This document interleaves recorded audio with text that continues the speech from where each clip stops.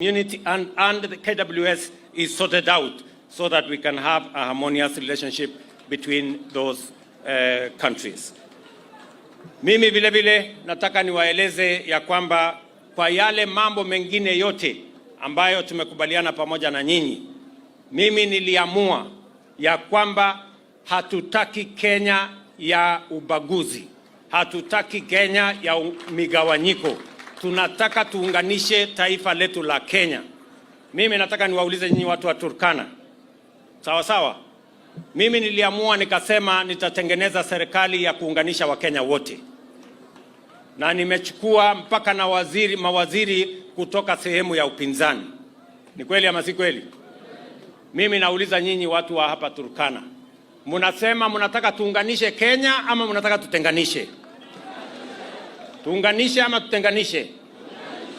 Hebu nione wala wanasema tuunganishe.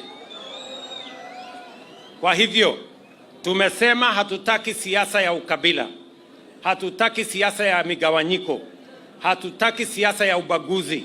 Tunataka tuungane kama watu wa taifa moja, taifa letu la Kenya.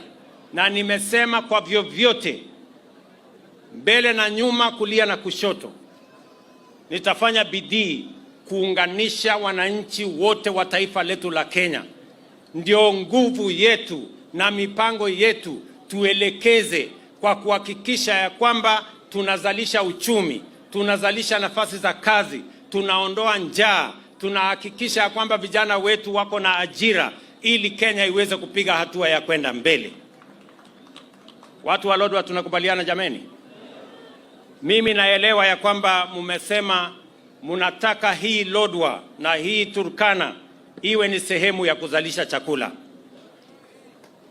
Waziri ambaye anasimamia mambo ya development authorities ni huyu mama Askul.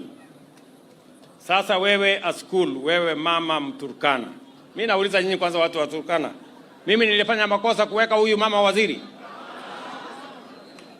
Huyu mama anatosha ama atoshi? Anatosha ama atoshi? Mimi nafurahi ya kwamba mama Mturkana leo anaketi katika baraza la mawaziri ya taifa letu la Kenya. Kama wamama wa kutoka jamii zingine wanakaa kwa baraza la mawaziri, kwani Mturkana hawezi kukaa kwa baraza la mawaziri mama? Nasikia wanaume wengine hapo wananipigia makelele ati ungejaribu mwanaume. Huyu mama anatosha, ni kweli ama si kweli? Aendelee ama asiendelee? Keti mama. So tumekubaliana na gavana wetu my friend Jeremia yuko hapa, na gavana wa West Pokot Kachapin. Tumeshakubaliana ya kwamba tuko na maji mingi sana pale Takwel. Hiyo maji imerudi nyuma karibu kilomita 26. Pale tuko na shirika la KVDA wako na ekari 50,000.